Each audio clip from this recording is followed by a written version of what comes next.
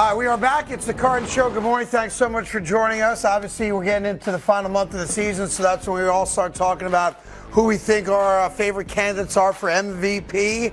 Well, Kyle Shanahan, head coach of the San Francisco 49ers, got into the conversation yesterday, but he's got more than one choice. Matter of fact, he's got two guys. Matter of fact, they're both on his team. Yeah, look, what do you want a coach to say? He's not going to say, well, I don't like any of my guys. I'll take the kid and, he's just not stupid. I like to even ask the coach the question because go to Dallas, what's McCarthy going to say, right? Yeah. Go to Miami, what's McDaniel going to say? But the fun part of the debate is not even quarterback versus quarterback. We've kind of already done that on this show. I'm a Brock Purdy guy, you're a Dak guy, et cetera, et cetera. But if it went to a non-quarterback, to me, that's a more interesting conversation because you really have two guys. You have Tyreek Hill in Miami, who obviously took a little step backwards last week, only having 60-some-odd yards, so in his quest for 2,000 yards. And you have Christian McCaffrey, who's Mr. Everything for San Fran's offense. So if I forced you guys not to pick a quarterback, which of those two guys, or maybe there's a third I'm not thinking of, would your pick be for MVP? Right now, to be honest, it's tough because it's hard. I know, listen, the quarterback position is a beauty pageant, right? You got to pick a quarterback. For me, it's hard for me not to pick CMC, right? The bottom line. Because he does everything. Because he does everything. But I'm not even surprised with his production because people forget he was a dog in Carolina. Yes. He just couldn't stay healthy. I don't know if we forget. he was a dog. Like, people don't understand. So for me, it's definitely him, especially within this offense. I think what I love about him in this offense is that he's a finisher. Yeah. Like, he's not afraid to run between tackles and play behind his pads, and he leads the boom. So I think it's definitely CMC. Well, look, he's already over 1,000. You see the stat. I don't have to read it to you. You can read. It's on the screen right there. It's interesting. Like, if Tyreek Hill does break 2,000, the mere fact that it's never been done before. Correct. And to me, it'd be much better for him if he did it in 16, not 17, so that guys like me don't come on TV the next day and go, yeah, it's great that he did it, but he needed an extra game to do it. Asterisk, If he did it, and you're going to pick a non-quarterback, then I would pick Tyreek Hill. Yes, because it would be something we've never Historic. seen. Exactly. And right. So for me, that's why I give the edge to Tyreek.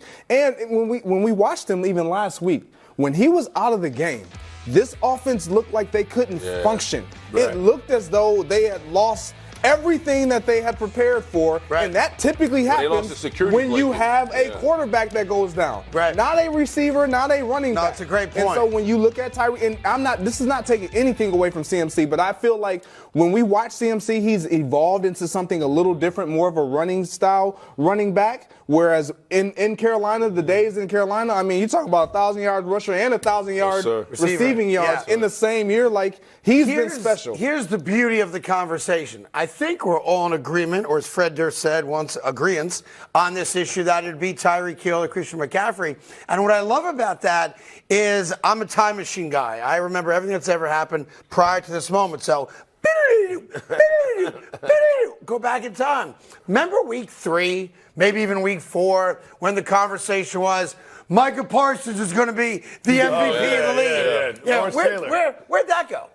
Where's that narrative? Where'd that conversation go? Oh, that's right. It no longer exists because he might not even be the best defensive player in football right now. Well, one of the things I want to say about this is you're a Brock Purdy guy, and we know that. But there's a part of me that feels like CMC's season sort of hurts Brock Purdy's MVP candidacy. Okay. Because that is one of the arguments about Brock Purdy is he has all these weapons around him, and we discussed that. But when you have a teammate who's a legit MVP candidate, who's also part of that offense, there's a part of me that says they might be kind of cannibalizing each other's chances. Yeah, you can't knock him in for doing his job. I'm not. But I'm saying in terms of voting for this. I think Jacoby's got a good point in that there will be, it's the old split the vote concept, right? Exactly. Well, if they're both on the same team, then neither one of them are the MVP, right? Because your performance is based on him, his performance is based on you, so neither one of you get the MVP. Probably not fair, but I'm sure there's some voters that'll look at it going, well, how do I give it to him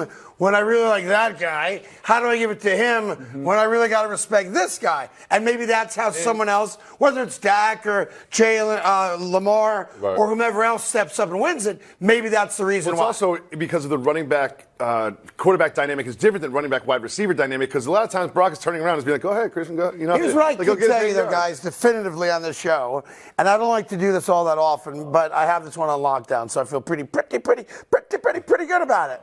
Tonight, there is an NFL game. That's happening. No. All right, and what I can tell you is neither starting quarterback will ever be in the conversation as league MVP. For those of you that are unaware, stick my leg up. You've been knocked out of your fantasy pools like the former Jaguar employee. The two quarterbacks going head-to-head today are Easton Stick. That's not a college. That's a guy. I think it's a baseball bat I used in Little League. I thought it was a D3 school that played Grinnell. I might be wrong about that. Dakota? Yeah, like you know. Good job. Anyhow, it's Easton Stick. He's quarterbacking the Chargers against Aiden O'Connell, who you do know, quarterbacking the Raiders. Great game tonight, guys. Hey there. Thank you so much for watching The Carton Show. You can subscribe right here to get all the latest bits and segments from the show. And by the way, while you're at it, we have a lot of great shows on FS1, so check them out too.